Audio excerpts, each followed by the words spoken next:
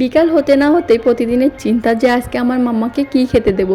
তা আমার মাম্মা এখন নিজেই আবদার করা শিখে গেছে যে মা আজকে রুটি করো, মা আজকে চিকেন ফ্রাই করো, আজকে নুডলস খাবো মা। এরকমই মিষ্টি মিষ্টি আবদার এখন করতে থাকে। এখন যত বড় হচ্ছে তা যত বুঝতে শিখছে সব কিছু নিজেই বলতে থাকে যে মার কাছে এইটা বলি আর এইটা আবদার করি। আর মা তো মেটাবেই, কারণ আর কেই বা মেটাবে আমার আবদার।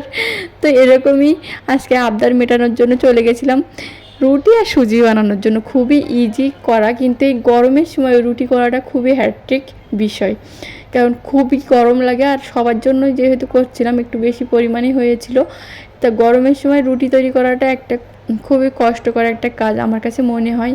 আর আমার মেয়েটা এই ছোট ছোট বিষয়গুলো খুবই খুশি হয় যে ওর জন্য পছন্দের কোনো কিছু একটা খাবার তৈরি খাইতে চাইছে, আমি তৈরি করেছি, ও যে তাতে কত পরিমাণে খুশি হয় সেটা ভাষায় প্রকাশ করা যাবে না।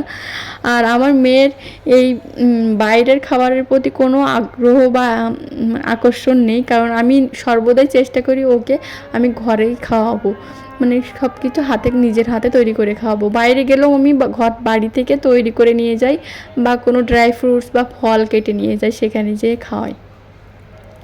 তো আজকে সেরকমই আমি তৈরি করেছিলাম এখানে রুটি আর সুজি।